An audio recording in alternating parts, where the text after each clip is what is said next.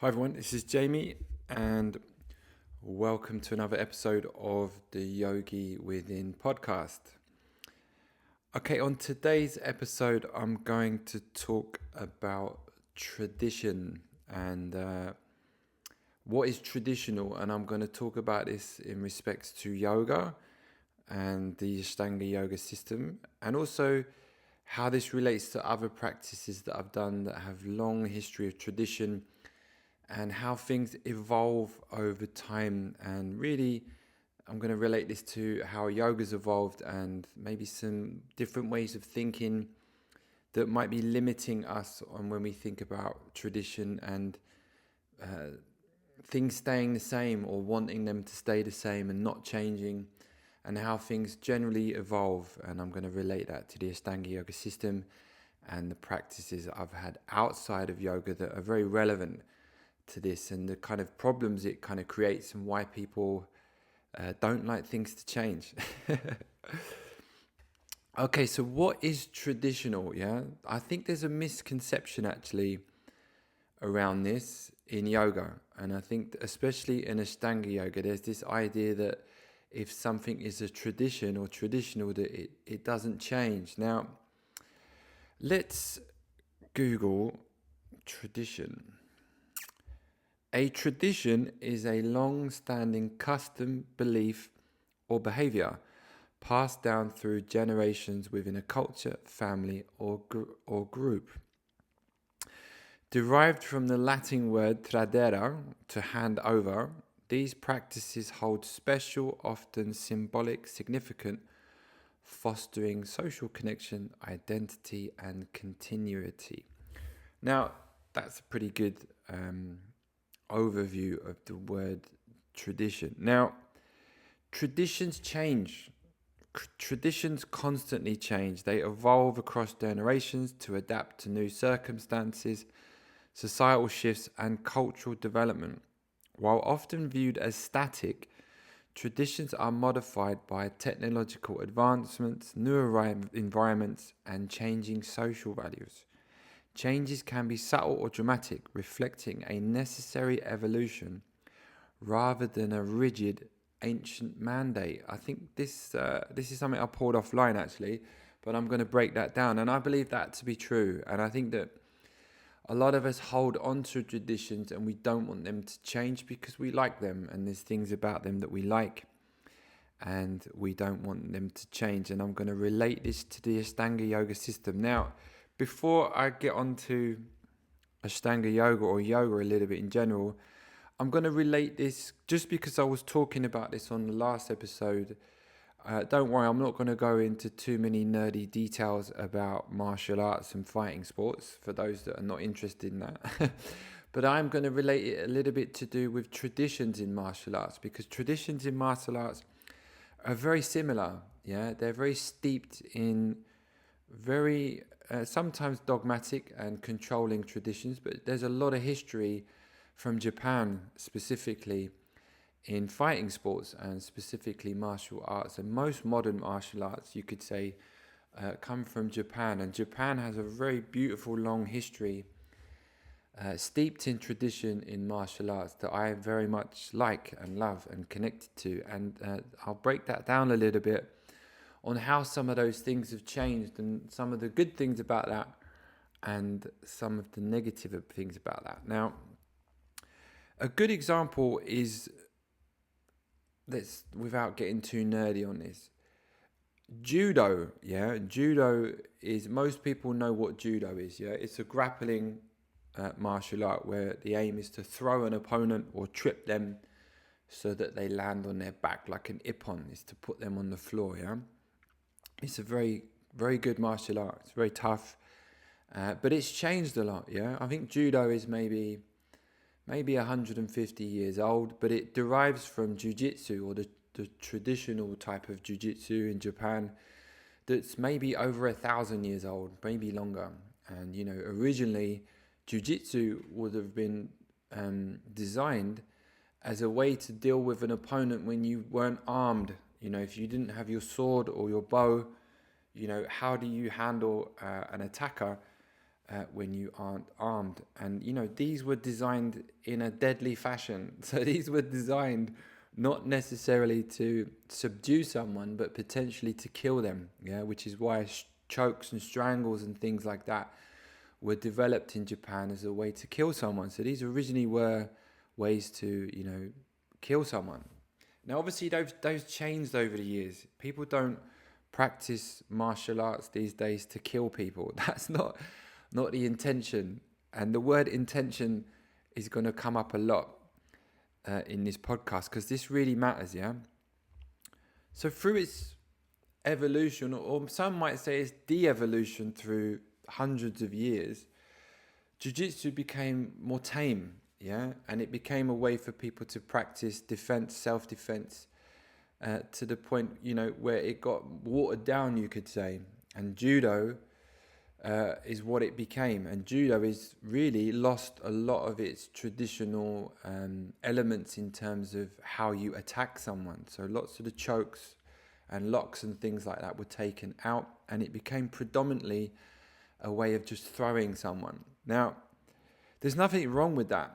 It's just that it changed and things changed. Judo became much more of a way to throw an opponent. And then it got even more watered down, you could say, as it entered, really it became more of a sport. Judo now is largely a sport and is practiced really as a sport. And that normally happens when martial arts go into the Olympics. And, there's a good argument to say that martial arts shouldn't be in the Olympics, because it really does change the intention of what we're trying to do. So judo massively changed when it became a sport and an Olympic sport. And because there's a few reasons for this, but, judo, you used to be able to attack the legs, you used to be able to grab the legs, and they changed that some time ago. There's always constant rule changes in the judo format. How often you can grip someone, how long you can hold a grip, how quick you need to attack, to make it more entertaining, basically, for people watching judo. Lots of people who watch the Olympics don't really know what it is. They don't, they just think it's fun to watch, and it's cool to watch people being thrown. So it's become a much less efficient martial art. It's become a much less efficient combat sport, even. It's become predominantly a sport. Now, don't get me wrong. If you met a judoka in the street, you're going to be, in trouble. These tough guys, they know what they're doing. I'm not devaluing it in that way. It's just that it changed a lot. And really it changed because of the intention. What judo originally was in jiu-jitsu, which was a way to predominantly disarm someone, maim them, or potentially kill them, got changed over the years to become more of a self-defense martial art. And then it, continued that de-evolution, you could say, into a throwing sport. Now, traditionalists will argue that, but lots of people really enjoy judo, and lots of people have practiced judo. Lots of people's kids have practiced judo as a sport. There's lots of really good benefits to this. You could say that the way the system has changed in a way has benefited a lot of people. Lots more people can watch it. Lots more people can practice it. And it's opened it up to more people, which is why people like martial arts to go into the Olympics, because it gives it more of a profile to wider audiences, and I think that that's going to be a good thing. But ultimately it will change it in a negative way in some ways, because it becomes less of what the original intention of it was. Yeah, this is kind of natural for some practices. And judo is a very old traditional martial art. Lots of the traditions are still in judo, with the way the classes are held, but they're very different really from how they were originally taught, I would imagine. And if you were to go to Japan, there's obviously still a huge judoka population of practitioners. It's still a very popular thing to do, but you could argue that it's changed a lot. Now, I've practiced judo for many years and wrestling for many years. Wrestling's actually changed a bit less. Wrestling has a little bit more of what it originally was, and that's prevalent in many different countries. In India and Mongolia, it's very much a traditional practice. But actually, the one I practice the most, Brazilian Jiu-Jitsu, is a bit interesting. I'm going to relate this to yoga later on. Now, again, most of these martial arts are from Japan. A judoka went to Japan around 60, 70 years ago, maybe later, and started teaching a family in Brazil judo. He went home, and that family continued practicing judo stroke jiu-jitsu, and they developed their own techniques and own style. This became a massive thing in Brazil, and it became a huge thing in the world in the 90s. It kind of exploded because there was this kind of new martial art really that came born out of really sort of bare knuckle, no time limit matches in Brazil. And it's very effective, which is why a lot of people practiced it and why I practiced it for many years. It's a very effective fighting sport. Now, the intention of the Gracie family to develop judo jiu-jitsu into Brazilian jiu-jitsu was to make more of an efficient fighting style. That was the intention. It wasn't necessarily to grow members or make money. I'm sure there was a big element to that at some point. But initially it was to develop the techniques to make a more proficient fighting style. And that continued for decades in Brazil. I'm not going to go too much into this. I could talk about this for a while. But it's interesting to think how things evolve. Now, there's a big crossover here, You have Japanese culture, Japanese traditions. Those traditions are very much prevalent in Brazil. There's a big Japanese population in Brazil. And in Brazilian Jiu-Jitsu, there was a lot of respect. There was a lot of traditions from Japan that were brought into the training room. And the teacher-student relationship is very much similar. But the techniques and the intention was to make an efficient fighting style. And the Gracie family, they should do a documentary just about that. It's a fascinating story, actually, around the Gracie family. How they developed these techniques and the family that they had, huge family, where they made this kind of army of fighters within their own family developing these techniques, and it went viral and went worldwide, and which is why I practiced it for many years. It's very efficient, it's very good. It's probably the best, in my opinion, for learning self-defense. And, this has evolved over the years, street fighting in Brazil, vale tudo, basically bare knuckle matches in Brazil. This is where this stemmed from, In Brazil, the chance of violence is a lot higher than other countries. It's not that difficult to get into a fight in Brazil. It's not that difficult to get into a fight in South London, where I'm from. In Norway, I would say it's extremely difficult to get into a physical fight with someone. So different cultures have different reasons and different needs for different techniques. In Brazil, this developed for a reason, So these traditions are I love this. I love the blend of traditions. I love that in matches in Brazilian Jiu-Jitsu, there's mixtures of Japanese words, there's mixtures of Portuguese words, there's a blend of cultures, there's a blend of Brazil and Japan, and I think that it gives it flavor, it adds to it. There's this, I love that learning Brazilian Jiu-Jitsu, I learned a lot about Brazilian culture. I have a lot of Brazilian friends from those years, and you also learn a lot about Japanese culture and the history and the lineage of these practices and where they come from. And as I said previously, Japanese martial arts and definitely Brazilian Jiu-Jitsu has a very strong lineage. It's a very strong lineage-based system,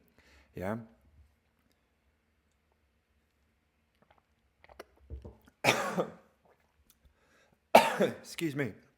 But it evolved, and it continuously evolves. What I like about the techniques in these traditions is they're not rigid and fixed. They're always evolving. The idea is that to become more proficient in these practices is that they evolve. The intention is to make it more efficient, is to make it more effective. So Brazilian Jiu-Jitsu, for example, has been evolving over the decades, to the point where, especially in the last 10 years, it's evolved a lot and changed a lot. And a bit like judo, it's become much more of a sport. And there is an idea that some people would like this to go to the Olympics. I personally think it will kill it will kill it as a martial art, a bit like it did judo. I kind of hope that doesn't happen. But I digress. But it's interesting to how things evolve. Now, Brazilian Jiu-Jitsu, like judo, has become much more of a sport-focused technique. You know, when I was learning this, my club was a bit more traditional in a way. Half the coaches were more sport-focused. Half the coaches were more self-defense orientated. You know, they were from that background. A couple of my coaches were from favelas in Rio. They had quite a tough upbringing. Their goal was to make you tough. They didn't really care about sport technique. Their idea was, you know, what do you do when you're cornered by two men? You know, it was that kind of energy, and we trained that way in those environments. And that's really why I got into it. That's what I loved. But obviously, you know, as it became more sport focused, your techniques become more sport focused. And the art itself, the martial art itself changes because the intention becomes more sport focused. People start competing in tournaments, which are sport focused and they're points focused. So people want to win at points, and then the techniques change and develop so that they're, you know, practiced to win in sports tournaments. And this is just a natural evolution of things. And I think that traditionalists and, you know, will not like that. People will not like that evolution. The techniques have changed a lot in Brazilian Jiu-Jitsu. It's, you know, with leg locks and other things like that. I'm not going to nerd out on this podcast about that because there's probably a lot of yoga practitioners listening to this. This will make sense later. But it's interesting how things evolve with the intention. And again, when things become more sport focused, and especially when they become more money focused, which I'll touch on later, things change a lot.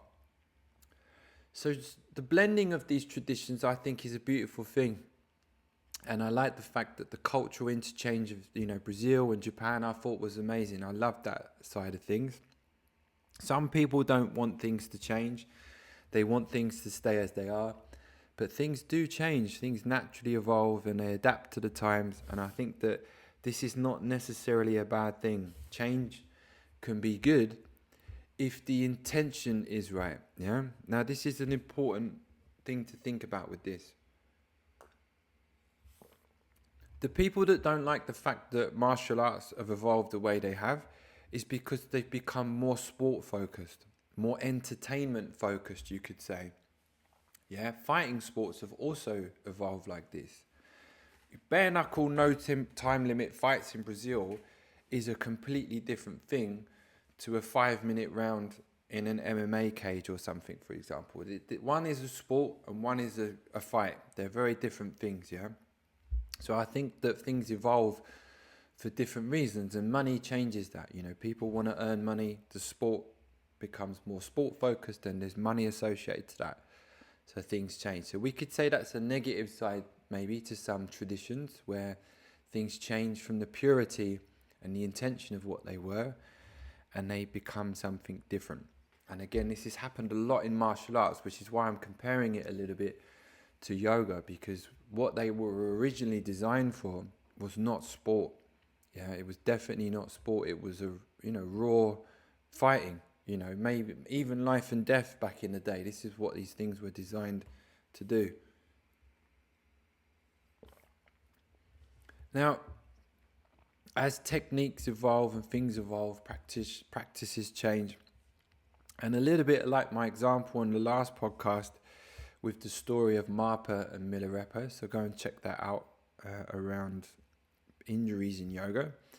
You know, that was a very different intention around learning yoga, learning yogic traditions, and why students sought out lamas and different teachers to teach them Buddhism or, you know, yogic traditions. I think the intentions have changed quite a lot with yoga.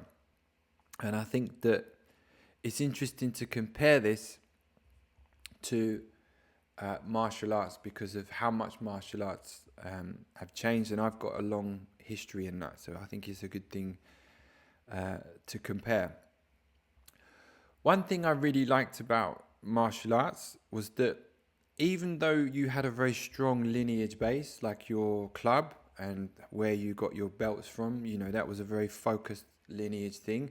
You could tell someone's fighting style by the club that they practiced at. You knew where they got their black belt and who gave them their black belt, and their fighting style was very specific to that club.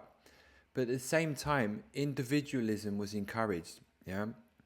My teacher, for example, he had a very certain style from his club, but he also had his own individual twist on top of that.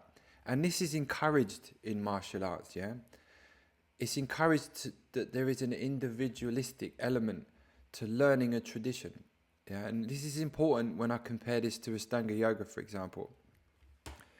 You have the tradition of where you learnt those values and where you learnt those techniques, and you have the respect and you have the connection to your teacher and their teacher before them. And you can tell, like I say, when you go to different gyms and the fighting style of different gyms, that's very much there. That's very much a connected thing. But like I say, individualism is encouraged. We're not trying to create, cookie cutter replicas of every student. We don't want every student to be the same, because every person is different. Yeah, they'll learn the same techniques in judo and jiu-jitsu, but they'll have their own flair. There's something in them that they do the technique different. Yeah, there's an individualistic element to the way they do technique, and a flamboyancy in that technique that is specific to that individual. And again, that's encouraged. And when that person becomes a teacher, they will teach that system in their own way.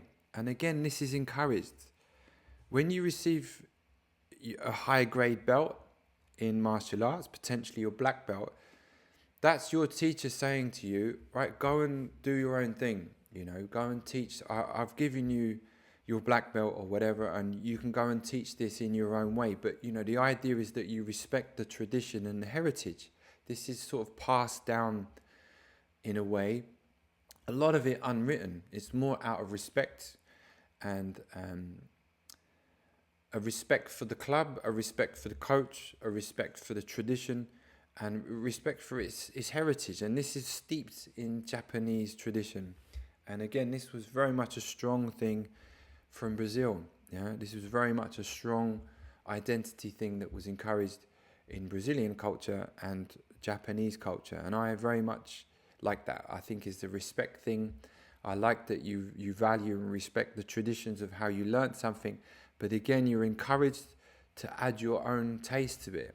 Individualism is encouraged, and each coach's own style is a little bit different. And this again is rewarded, you could say, so that when you go and practice with different coaches and they're called professors in BJJ, you will get a different flavor of that system. You'll get a different flavor of how to do those techniques based on their body type, their temperament, and their attitude towards teaching. Again, it's very individualistic, and I've always loved that about martial arts. You can go and learn judo or jiu-jitsu from different coaches, but it will all be different. They'll teach the same techniques, but they'll teach it in a different way, and they'll have their own style. And I think this is to me, this is an evolution of a system. It's an evolution when it's individualized in that way, yeah.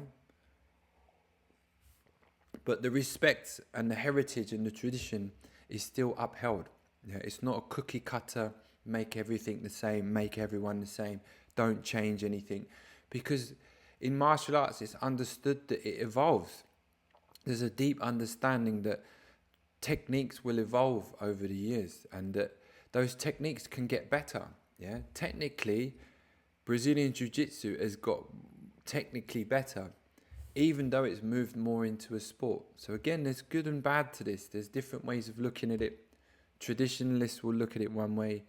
The younger generation will look at it in a different way. I think it's good to look at these things from both sides. Some things have progressively got worse. I mean, I would say some martial arts like Taekwondo, for example, you can't even call it a martial art anymore. It's basically a points kicking system that is designed really not to hurt someone. It's just a kind of televised Olympic sport, which is really why people don't really practice taekwondo anymore. Anyway, I digress.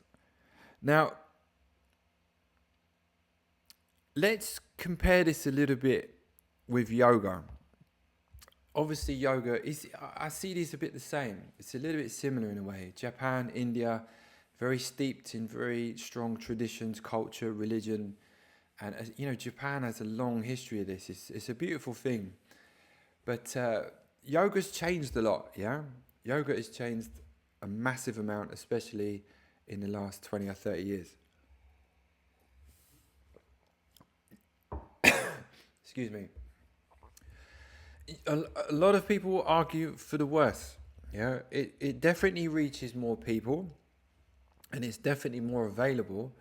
More people have contact with yoga, and it reaches more people. You could say that that is a good thing. You could also say that it's been watered down a lot. Yeah, you could say that the original intention of yogic practices and what they were designed to do is largely not practiced, I would say. And I would say that it's changed a lot. And I think most traditionalists will say that it's been watered down. Yeah, let's compare my story of Marpa and Milarepa. It's a very different story to modern day yoga. But a lot of people would say that, yoga's been watered down. And I think there's a good argument to say that. I think witnessing what's taught mostly in studios, you could argue that it's largely fitness stretching to music. And, talking to some studio owners, really what seems to be the most popular classes these days is very much a sort of more fitness orientated class where, the heart rate gets up, there's kind of some funky music playing, and people feel like they've had a workout. And I think that, again, intention has a lot to do with this. I'm not being super judgmental. I just think that things change a lot. And I think that yoga, a bit like martial arts over the years, has changed a lot from what the original intention of these practices originally were. But I think this is also something we have to accept a little bit, that things evolve and things change for better and worse. And I think that we can look at ourselves and our own practices and the things that we teach and the things that we study. And I think that all of us come to these things from a different intention. But I think if we think about martial arts, for example, when it became more of a sport, a more televised sport, and definitely when money came into play, things changed the most. And I think money is one of the things that changes things the most, not necessarily for the best. And you could argue that this could be a lot of the one of the biggest reasons why yoga has changed so much. Yeah, selling memberships, reaching a lot of people, online material, social media has definitely changed yoga a lot, and I would say maybe not in the best way. It does reach more people, and more people can kind of get access to things, but I think that the intention of money and growing things in a monetary way has led to a little bit of a downfall in some yogic traditions and practices, just because the intention is largely around accumulating more wealth. There's arguments for both sides of that, but and this has happened a lot in martial arts as they've become more popular in different countries. I think Brazil had definitely tried to keep that tradition alive, and it was quite strong. And now Brazilian Jiu-Jitsu is more moved into America, where it's become super popular.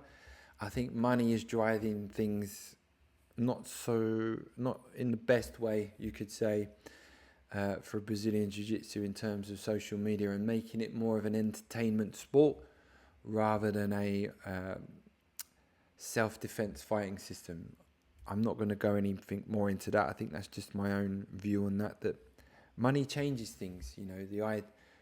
The need to sell more, make more money and increase wealth definitely changes the intentions of things, and it changes it. People become less connected to the tradition, where it came from. And I've seen that happen a lot in the martial arts that I've loved over the years, where it's got, I don't want to say Americanized, I'm not talking about America in a derogatory way, but it's definitely become more money focused. And I think that shifts things a lot. And I'm seeing that, and I've seen that happen in Ashtanga Yoga, yeah, where it's become quite money focused in some ways. And I would say that devalues it, and it changes the intention of things, and it becomes more commercialized, and it gets watered down, and it changes the nature of it. It changes the feel of it, as opposed to what it was originally designed to do. Now, I'm going to get back a little bit to change. There's this idea that Ashtanga Yoga is more traditional if you don't change anything. Now, going back to the word tradition, traditions get passed down, but traditions are not meant to stay static. Yeah, I think this is a misconception in Ashtanga Yoga, that something shouldn't change. The syllabus, the sequencing of Ashtanga should never be changed, and that you're more traditional if you don't change the sequence. To me, this is a misunderstanding of the word tradition. You can still be traditional in your yoga practice and the intention of your yoga practice. I believe, as I've previously said on this podcast, Ashtanga Yoga stopped evolving by it becoming too staccato, yeah? I would say that the focus on money and controlling large groups of people stopped Ashtanga Yoga from evolving, yeah? Martial arts kept evolving in a lot of ways because the intention was to make it more efficient. The goal, the Brazilians, when they got hold of judo and jiu-jitsu, they improved it, yeah? They made it more efficient for fighting. They made it more efficient for street fighting and, no time limit fights, yeah? They made it more efficient in that way, yeah? There's an argument that it's become less efficient over the years, but I would say initially that was definitely the case, because the goal was to evolve it, was to change it, because they saw failures in it. They saw that actually this could be improved. We can make this more technically better and more efficient for street fighting. And I would say the Gracie family did that with Brazilian Jiu-Jitsu 100-fold. I think what happened in Mysore and with Ashtanga Yoga, the de-evolution of it, you could say, and making it static and not changing it, I don't think was to improve it. I think the intention of improving Ashtanga Yoga would to be to individualize it more. And I think that is what it was originally intended to do, was to open people up, open their mind, challenge them in the way that yoga should challenge people. I've talked about the numerous benefits to this before. And individualizing the system for people, not locking it down and telling people that nothing should be changed and this is traditional. I think this is a misconception. I think really it's about members and money and controlling large groups of people. And I think that this idea that not changing it is more traditional is wrong. This is my own personal belief on this, and I think that the syllabus or the blueprint of the sequence is a template, and I think that template is excellent, but adapting it and changing it for different body types and allowing people to individualize their practice a little bit more. This is an important thing, I think, to highlight, is that you're just making kind of robotic kind of people if you're just getting them to just do everything exactly the same. Yeah, allow some individualism. People have different personalities, their body types, the way they move. It's nice to see everyone's individualism in their practices. I think this is a really beautiful thing to see. It adds a kind of flavor to people's practice when it becomes a little bit more personalized, and it isn't just, cookie cutter. Everyone looks the same, everyone does the same. You could argue this is a very left hemispheric way of practicing yoga, and a very left hemispheric way of looking at something, not celebrating someone's uniqueness. Yeah, there's thousands of techniques in judo and jiu-jitsu. Not every practitioner will practice all of those techniques because of their personality, largely their body type, and really their athleticism. And you could say this is the same in Ashtanga Yoga. If you're a very athletic person with good mobility, lots of time, and not many responsibilities, and you don't really have a long history of injuries, you will probably practice a lot of the Ashtanga Yoga system. Yeah, there's a percentage of people where that's very true, right? And that's cool. I think that's really great. The same way when you get young athletic practitioners in martial arts, they will do lots of different techniques. They'll excel in lots of different techniques in yoga. The same way young boys were taught Ashtanga from the Mysore Palace. They could probably do lots of funky different asana, and the syllabus was very open to them as yoga practitioners, yeah. But this is not the case for most people, as I've said, yeah. You know, the system itself needs to be adapted. It needs to be individualized for people so that their body can work through the system as best they can, but without making them and forcing them into things that their body's not ready for. I've spoken about that enough. This is more about tradition.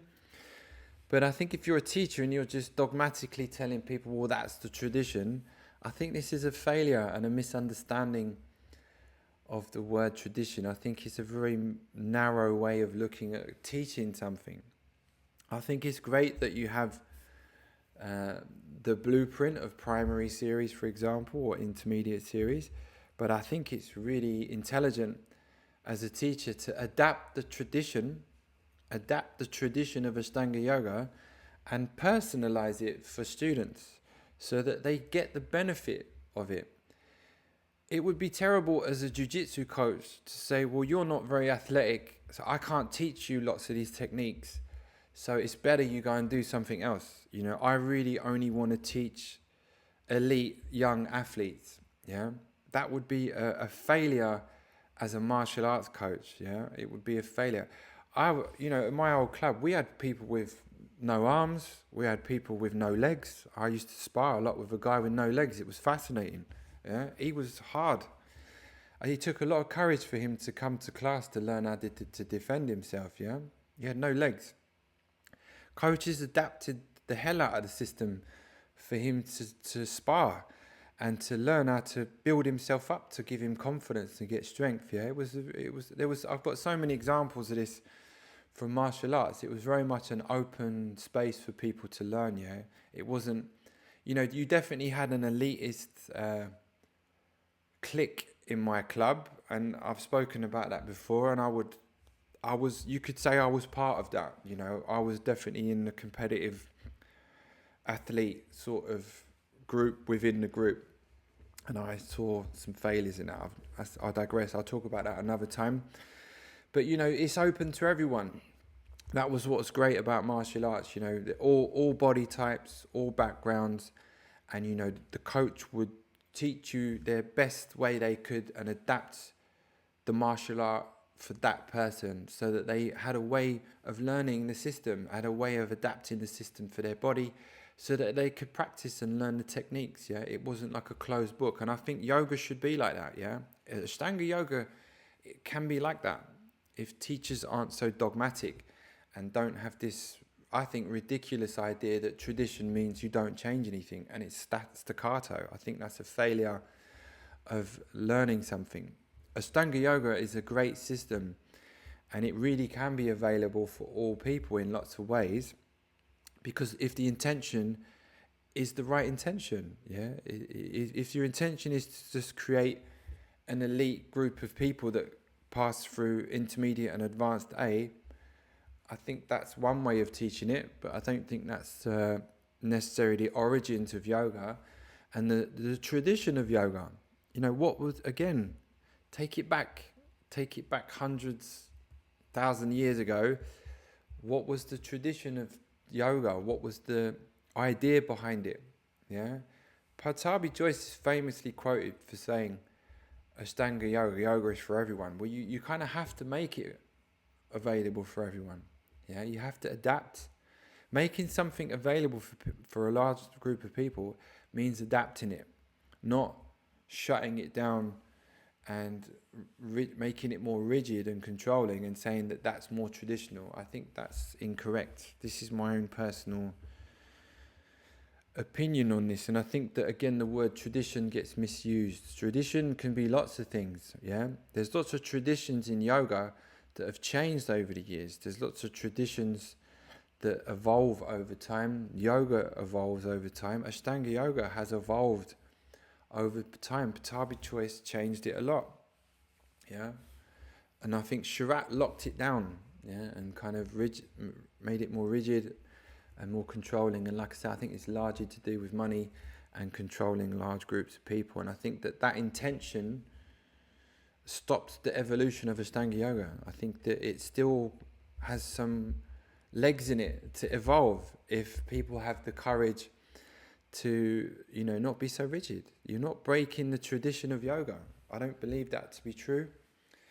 I think that if, like I've said before, if you came to the place where I teach, it pretty much is as it is in the syllabus, but there are adaptations made for some students. I think that you don't have to make lots of big changes, but it's still Ashtanga Yoga. The energy, the intention, the philosophy behind yogic practices is all there. But the sequencing is slightly different for some people. And it's good. It's all right. It's still what it is.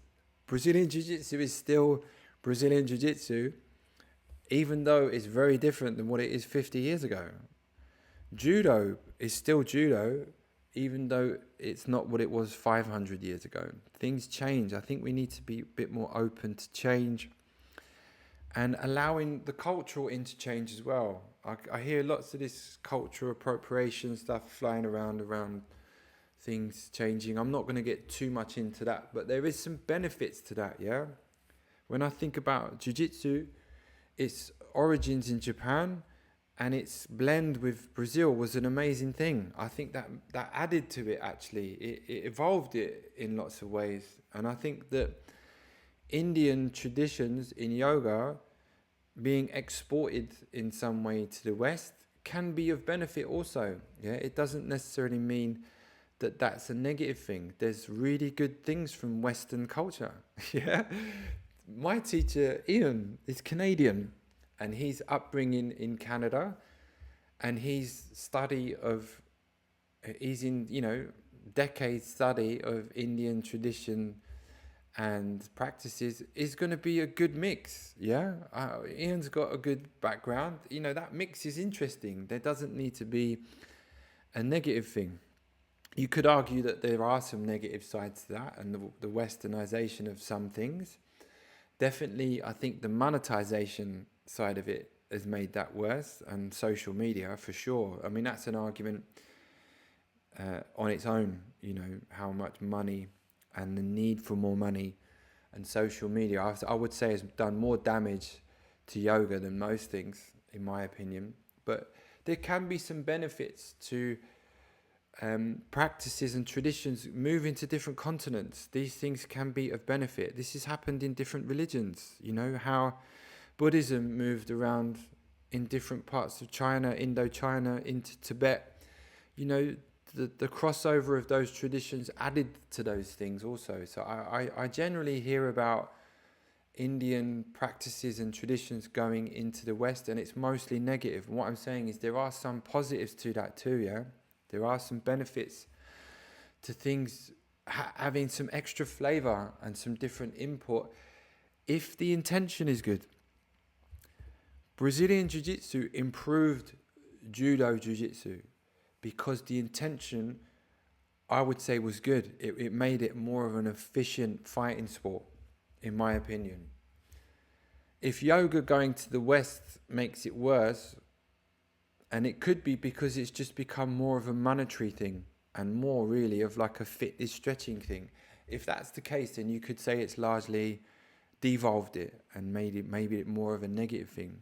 It also means that more people practice it, more people know what yoga is, more people are stretching and breathing and finding more peace and calm in their life. There are benefits for that.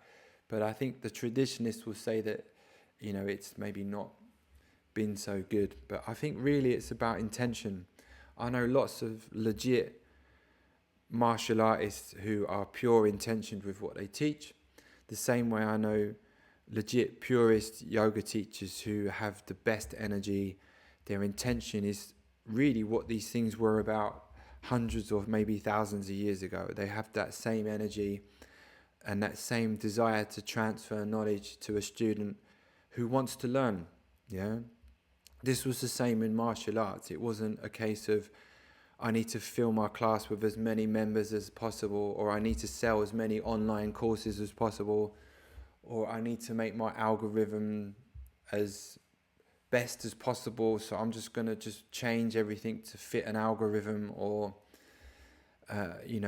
make myself wealthy. That changes things a lot. Yeah, that changes things a lot. So I think, again, it's the intention. Lots of, I would say, traditional teachers who have purist intentions with practices such as martial arts and yoga aren't so interested in the monetary side of things. Yeah, it's more important to them that the transfer is done correctly. Yeah, it was the same with my coaches really in martial arts. They cared so much about the tradition, and they cared so much about passing on the tradition in a good way. Money was secondary. And I would say that that's the case. That's the case with Ian Greisack, who I studied with, who's been on the podcast many times. That's something that Ian embodies. And I would say that's something I've embodied because of the way I've been taught things. I've been very lucky, actually, that the biggest practices in my life started very well. Yeah, it's very important how you start things. My entry into Ashtanga Yoga was like that. When I found Ian, that what's the word?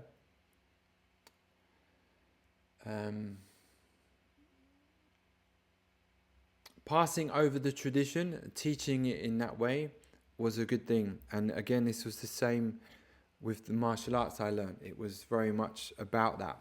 It was pure in that way. Money was there, but it was secondary. If your gym gets popular because it's a good energy and lots of people want to practice there, it's great, but it wasn't the intention. The intention wasn't just, let's get as many people in here as possible. I don't care if we teach them it the right way or we change it, and make it, water it down, and who cares, as long as I get thousands of members. This is different, yeah? This has happened a lot in all different types of practices, but especially in martial arts, boxing, and yoga, obviously, where the goal is really just about selling memberships, selling teacher trainings, giving courses, giving people bits of paper without really respecting the tradition or really, being conscious about what we're teaching people and what we're trying to transmit. That's the word, transmit to other people. I think it's interesting to think about this when you learn things, because a lot of new people don't understand this. When you're new to martial arts, you don't know, you don't have anything to compare it to. You go to a club and you don't really know what you're learning. And this was very common in martial arts. We had lots of people come to our club, for example, who were given high level belts, black belts and stuff at other club, who should never have received those belts. They were being taught something that was completely wrong. And, my coaches would take the belt off them and go, look, you can't practice here with that belt on. You're going to have to start from the beginning again. You've been taught something completely wrong. There's a lot of fake black belts out there that teach, fake martial arts, really. They create some delusional story, create a club, get a lot of new members and just teach them a really fake system of martial arts because they're just not really interested in learning it properly. So they just get lots of noobs in and just make a lot of money out of them and just really teach them a very watered down, wrong system. This is very common, which is why Brazilian Jiu-Jitsu is very regulated in a lot of ways by the coaches. It's very common to sort of seek out fake coaches and expose them a little bit and sort of, try to keep the system as pure as possible. And I think that's a good thing. And, yoga, you could say, has been by far more watered down than anything I've ever really practiced, actually. It's been watered down massively in lots of ways, and it's very much become a kind of, you go and do a weekend course and you're a yoga teacher, and you go and start teaching classes. And I think that there's some benefits to that, but I think it's good to be honest about how things get watered down and how much traditions really change. And I'm not criticizing anyone out there. We're all on different journeys. It's just that some of us are more traditionalists and kind of have more of a connection to the origins of where some of these things come from. So I think that, again, there's good and bad to all these things. Half of me is very much like happy that lots of people are learning yoga and more access to learning these practices. More people get into it. I think that has a lot of benefit, but I would say it's largely been watered down in lots of ways, with the monetization of just selling certificates to people and filling classes. I think that it's just good to sort of acknowledge that without, I'm not rinsing anyone in particular. It's just how things change, really. But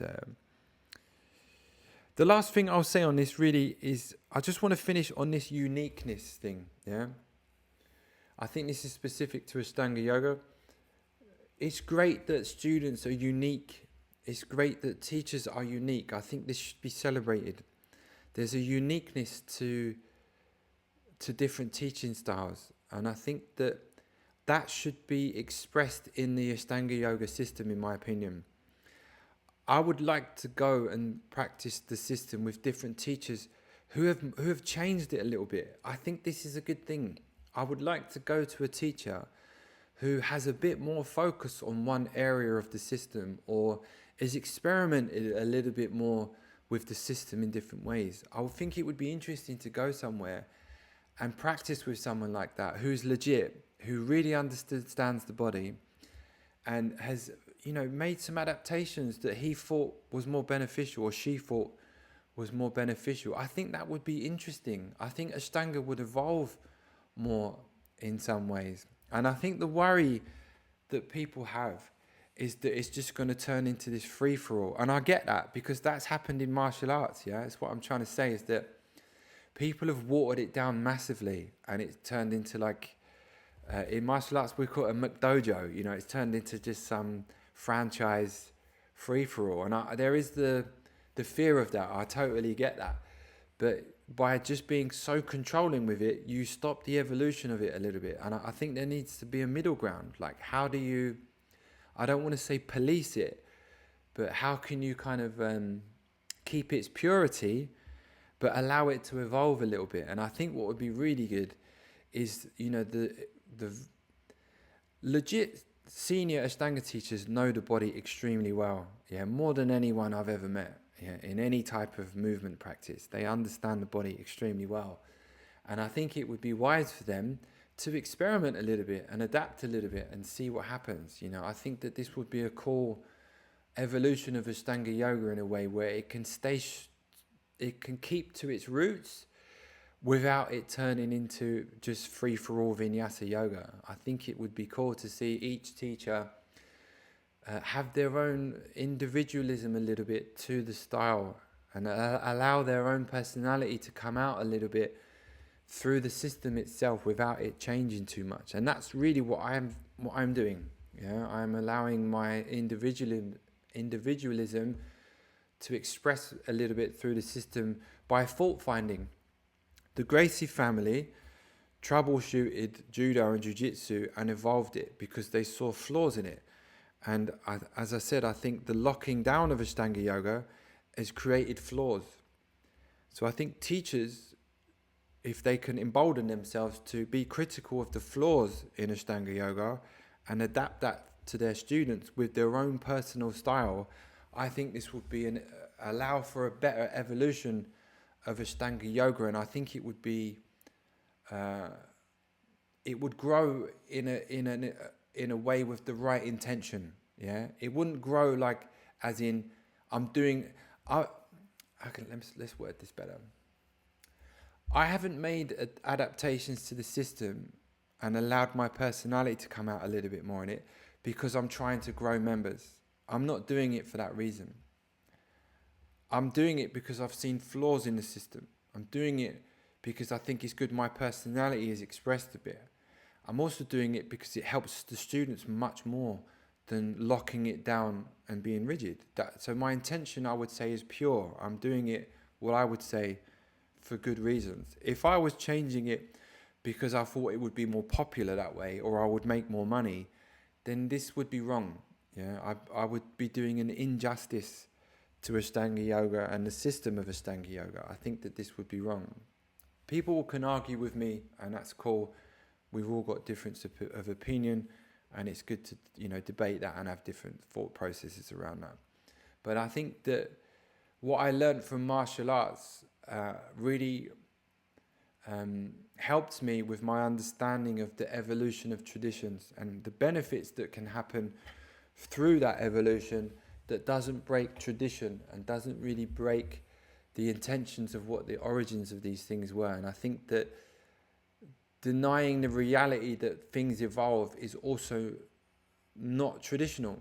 Traditions evolve, traditions move forward, they expand. Patabi Joyce did this, Krishnamacharya did this. And I think, again, Sharath locked it down. And I think that he individualized his own things. I think catching and all that was a Sharath thing. I don't think that's bad. That's his individualistic persona in the system. And I think each teacher has their own individualized style of the teaching of Ashtanga Yoga. And I think that should be promoted and encouraged. And I think that that's like a good energy. I think that that's a positive energy for Ashtanga Yoga, to allow that uniqueness to shine through a little bit, and without losing its core intention. I've probably said enough on this actually, but I think this is a good topic, and this probably creates like some healthy debate and allow people to sort of express themselves a little bit and look at some of the flaws that are potentially there in Ashtanga Yoga, and what could we do to evolve it in some way, so that it's better for students, that it evolves. Flaws are kind of acknowledged and it evolves in a positive way. Ciao.